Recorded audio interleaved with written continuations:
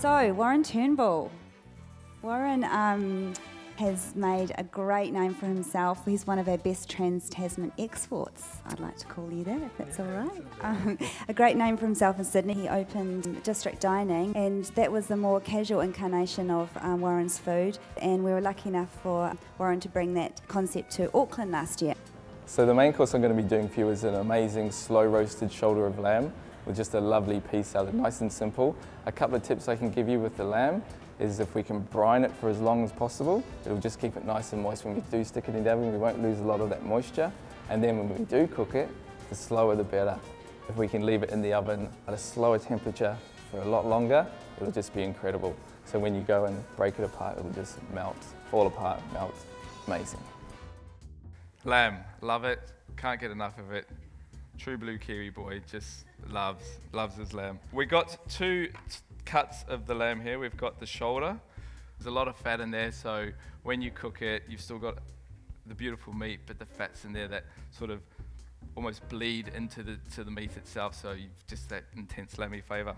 Another awesome part, lamb ribs. We're going to confit these, press them, and then we're going to cut between the rib, lightly flour them and put them in the fryer so they're nice and crispy, like beautiful lamb ribs.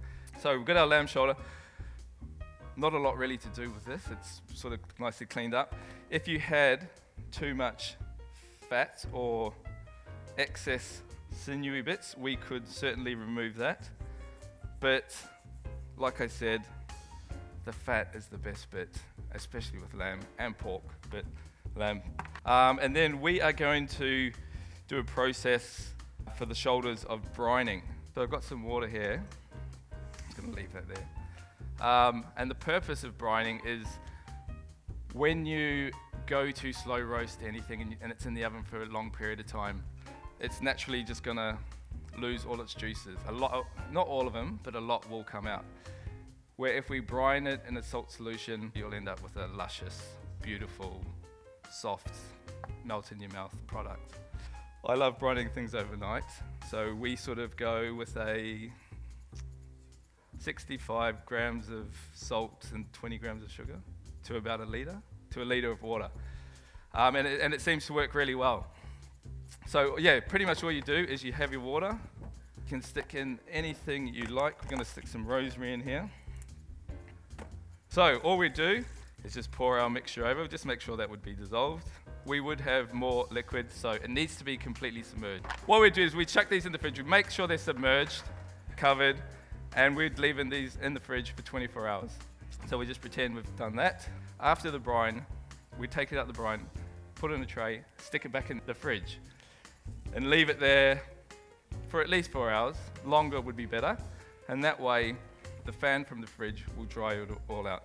So then when we go to roast it later, you'll get almost a bit of crackling type thing. It's lamb, so you're not really going to get crackling, but you know you're going to get a nice crisp lamb bit, and that's going to be the best bit that everyone's fighting for. We've got here just some garlic, rosemary. Oh, I love cooked olives. Love cooked olives. So they're going to break down, and I'm just going to stick some onion in here as well. Sort of cooking that I love, especially at home and stuff when you have friends and family over, because you can do it beforehand, then you can go down to the pub with the boys, watch the footy, get really drunk. You know, and by the time you get home, you know it's going to be ready, and you know you're going to be starving. So some salt. And we're just going to put some white wine here, which is just going to give it the bit of moisture we need, and steam, so it'll be sort of slow roast, but steam at the same time. Cover with foil. It's good if you've got a good casserole pot, because you can fit it in. You can just put the lid on and chuck it in the oven. And that's it, we will chuck that in. Okay, so what we're going to do is a salt cure mix. Okay, so what we do, the same sort of thing. Salt these, leave these for, I reckon, about 3-4 hours. And then we would wash off the salt, dry them, and then duck fat. We would stick it in the duck fat that's just melted. We would confit it in the oven for about at about 150 degrees for about 3 hours until you would be able to get it and the bone would fall out. You'd just be able to check it, you just touch the bone and it would just slide out. Then you know it's ready. Then what we've done is we've just put it between two trays and we've lightly pressed it. because as you'll see, a few lamb ribs and stuff, they're all a bit uneven. So like we've got here, once we've got it pressed and ready, we just follow the bone down. And you can see there's still a beautiful amount of meat on there. We've taken most of the fat off, so there's a little bit there, but most of it's gone. They're all nice and even. So we're just gonna chuck all our veg in. You could serve this salad just at room temperature, no dramas whatsoever with that. And something we do with our tzatziki is we hang our yogurt. So instead of it being wet and sloppy, we hang it in just one of these, in a filter paper, in a cone sort of thing. And we just chuck it in and we leave it for a few hours, and it just draws out some of the moisture. So we've got the lamb ribs in. I'm going to pull out my lamb now. And this is one we prepared earlier.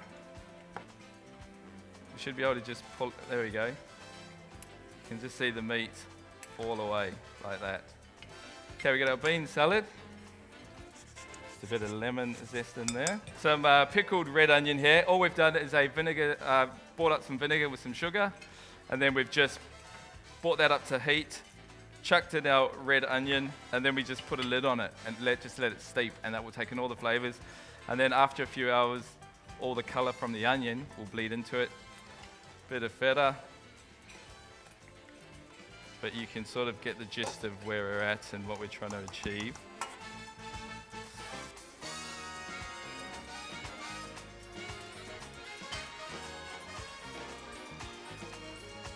Here is my slow braised shoulder of lamb, crispy ribs, pea, feta salad, tzatziki, pita bread. I hope you enjoy it.